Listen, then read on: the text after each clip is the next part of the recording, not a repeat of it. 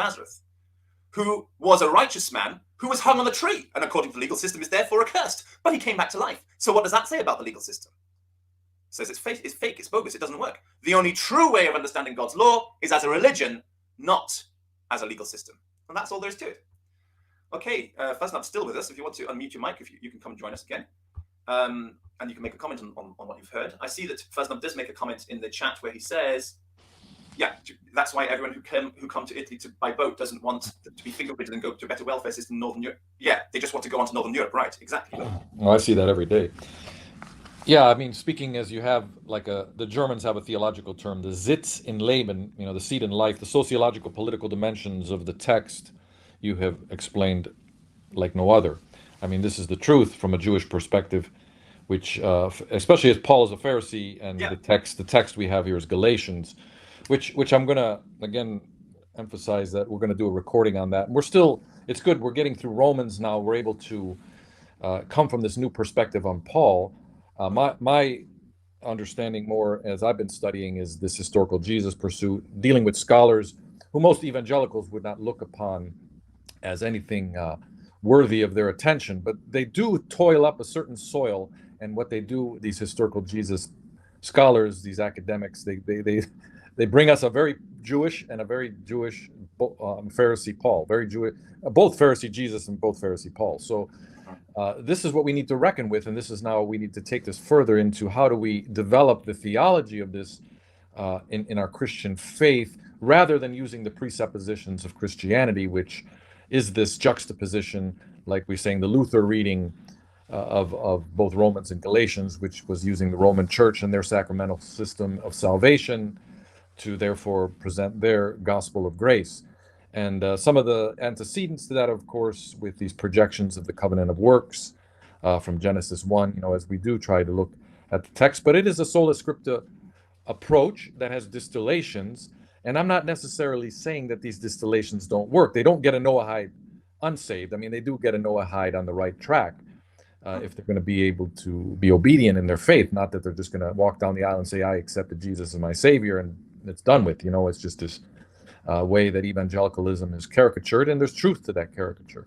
But we're coming, and then they'll bring the argument, well, I'm not under the law anymore, and I'm free, and I can, and you've heard these people, Joe, on your response. So that these are extremes, but we're talking here more theological reflection, so we can see this conflation of what you've just explained with a theology that is developed, and I think this theology leads people to a dead end, unless you know Judaism. And that's basically what this is all about today. It's continuing Paul, and like I say, we will get more into Galatians. Very important, this way of explaining cursed is everyone who's hung on a tree. The zealot Sadducee posits that you've just brought out, the way that they think is very clear. See, there's a spectrum in their thinking. And we know the Jerusalem zealots were more influenced by the temple cult in its economics in terms of that. But we know that the Sadducees were of higher position. Maybe these Galilean Sadducees are not something that are so evident in Jesus's confrontation, but I'm sure he had them. But nevertheless, we look upon these Pharisee spectrums as well with the Essenes. You made a very good comment.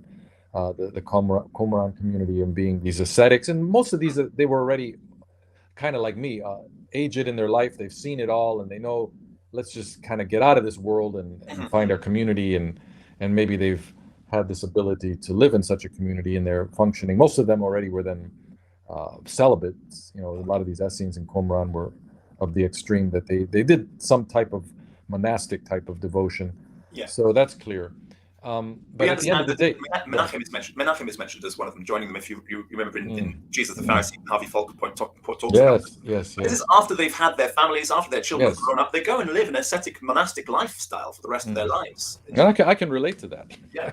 You come to a point where you're just saying, you found the truth of the gospel for us Noahides, and you see that it is this internal gyroscope of the obedience of faith and our union with the Messiah. I mean, this is what Orthodox Judaism practices. It practices the Messiah in its union and in its devotion. So it's already, so to say, a monastic order. Oh Uh, yes, it is. and It's just a non-celibate monastic order, but because yeah, we have children, because we go forth and multiply, we fulfill the commandment, the first commandment of God to mankind.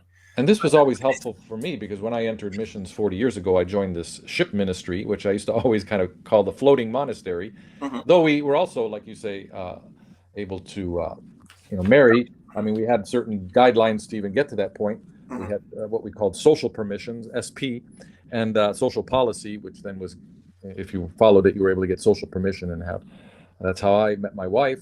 It was very much like the dating you see in Orthodox Jewish circles, where you're Right. beginning Yeah. your relationship with a meeting and you get to know each other in a public sphere. You have a chaperone on your dates, Hmm. things like that. So that's Very how I good. started out, and That's very good. it's been very helpful for my relationship, even though I married cross culturally.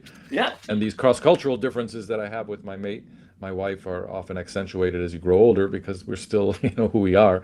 But at the end of the day, we know that who we serve and we love, and that gives us then this camaraderie in our Hmm. marriage and our faith and our love for each other because we love someone more. And that's Judaism. It's loving the Messiah more. Yeah. Yeah. So that the law, I mean, Paul gets to that point. He says, wow, it guided me to a certain point. But at the end of the day, I am crucified with Christ. It's no That's longer right. I that live, but Christ that lives within me. And the life that I now live, I live in faith And in the Son here, of God who loved. And it's what he says in 2:20 there in Galatians, which really sums it all up. I mean, it's kind of, he's here, combining Judaism and let me jump Christian in faith in one shot. Yeah. before you can move on from it. And here we see that he was a Shammite at one point. He had joined the Shammai school, and it guided him to a point until the crucifixion and resurrection. Then he realizes, you know what? What am I fighting against here? Oh, yes. This guy's a righteous guy. And he comes back to his teachings because he was educated on By Gamaliel. Gamaliel, yeah. He went into the Beit Shammai side, Yeah. the Zealot side, and he realizes there's no future in that. It's Beit Hillel is correct, and he comes back after being crucified to the Lord. You see, because this point of hanging him on the tree and then his resurrection, Wow, what an insight, yeah. it's like, well, it just proves everything that I've been fighting for wrong. That's just. It's very much in line with a lot of these historical Jesus scholars, especially this one guy I've been reading and listening to, James Tabor, because he really respects Paul in his imitation of Christ and bringing it in from the Pharisaic perspective, although he's loaded up with Greek and Roman baggage that complicates it further. But I think he would do better if he just continually goes back more into his Judaism. It will help him connect a lot more dots in some of the things that he's uncovered. I mean, he's not only a paper trail guy, he's also been working the archaeology, he's been involved in digs, and he's come up with some very interesting, but people have taken a lot of what he's done. You see him on Myth Vision. I think he's even helped this guy, Derek, on Myth Vision sort himself out a little bit more. He's taken him and this other guy, Gnostic Informant, to Israel. Because he's such a winsome personality, he's not harsh and debateful, and he respects people's faith. He's not out there to destroy. But he comes from this Church of Christ tradition, and the Church of Christ in the United States were amillennial. And so they kind of had I always respect that in one way because they were reacting against the end times zealotry that often comes in and can go crazy. And we see that all around us in the prophetic industry. But at the end of the day, how to read some of these scholars, I think is always very welcoming when we can read it, not as an apologist for Christianity, which you've been dealing with a number of them in Indonesia, but if you can read them as valid, verifying and the validation process of their research for Judaism. It's really what it is. But then again, they have the problem in saying that there's all these different Judaisms, which is true. You've laid this right out very beautifully tonight. But why do we have the New Testament? And why are most of the letters in the New Testament from Paul? Well, there's a Pharisee Judaism. It's Paul's position. It's very useful because he was he's from the synagogue of freedmen, so he's Herodian. He's got some kind of connection to the Sadducees. He's been a zealot and on the Shammai side, and now he's Hillel. So it's like you get a really nice view of everything. He has an overview of all the Judaisms, and he's got to say something about all of them. So it's very useful to look at. Anyone who's a thinking person in their faith has gone through similar pilgrimages. I mean, I can express that as well in a Christian sense. I've studied in a dispensational fundamentalist Bible school. I studied with a Reformed Calvinist who are more academic than even not ever really launching into that type of trajectory in terms of my belief system, but at least some of my intellectual posits. Then I did study with the Catholics, the Dominican monks, St. Thomas Aquinas followers.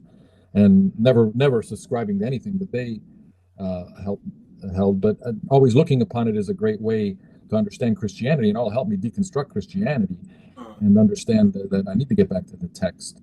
But it nevertheless didn't destroy Jesus, and didn't destroy the Netayot. These are when you read the text, that's what you see. I mean, and this is the point.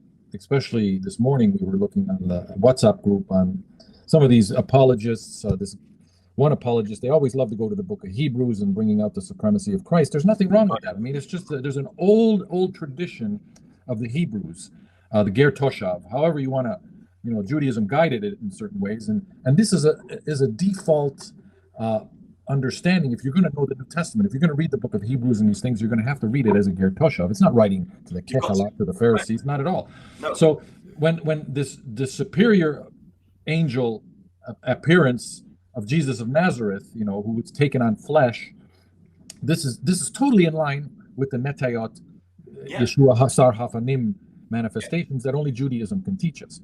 And so when we look at that and we take it into Christianity and we say, well, there was this first coming incarnation, Messiah ben Joseph perhaps, but he's coming as Messiah ben David. Okay, that makes sense. But still, you're leaving out a lot, and you're marginalizing that this, to be understood in the correct way, you need Judaism and the Pharisee tradition. And if they hang on to only the sola scriptura, which has happened too much, all they're going to do is repeat the mistakes of the Sadducees and those Ger Toshavs who are trying to get into the Jewish state under the Sadducee system. And that's what actually we see. There are more people now trying to get into the state of Israel as converts or just to go to work, then become naturalized, than there are, I think, serious Christians, to be honest. This has made a lot of sense to me, what you've just said. It made me think about my privileged position as an American citizen. I mean, both my parents were refugees from the Second War. They always really had a problem with me leaving America, though I didn't leave. I've always had the passport, and I have the privilege to go back. And I'm just amazed at how many people through my life were always saying, I'd love to get to America. And I'm just always thinking, well, now I understand it more. I mean, being here and where I'm at the crossroads of an immigrant flux that is coming in, and seeing, just this last week, meeting these Azari Afghanis who've been 2 years in Iran and then in Turkey, going against a lot of racism. So they took the splurge, got on the boat and came over to Italy. They were welcomed, and I think they're on their merry way, probably to Northern Europe. Hopefully they didn't get fingerprinted. And hopefully they'll get into a community where they find believers, Meshulam, or those who believe in the Messias, as I shared with them. And but understanding their plight, in all these nations in developing countries, there's been a tremendous evil kingdom system of Babylon that has oppressed them, and they've wanted to come to where they think money is grown on trees into the Western world. And I totally understand that, and I understand my privilege in having it. And you explaining it again like this, and explaining it especially from a Jewish perspective, how many have done Aliyah because they've wanted to find a safe place, knowing that it's not as safe as it's really put out to be. Nowhere is safe unless we're under the shadow of his wing. Right. But the human plight economically is very well understood, and exactly life has not changed.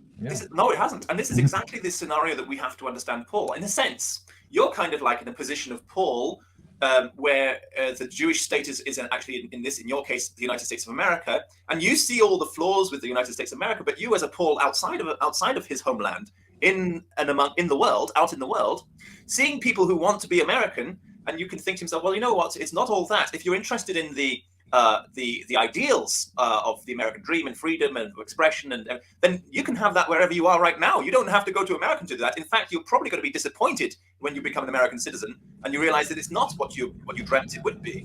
And likewise, we can have the same situation where people are wanting to come into Northern Europe to get benefits and things in Northern Europe, and you can say, you know what?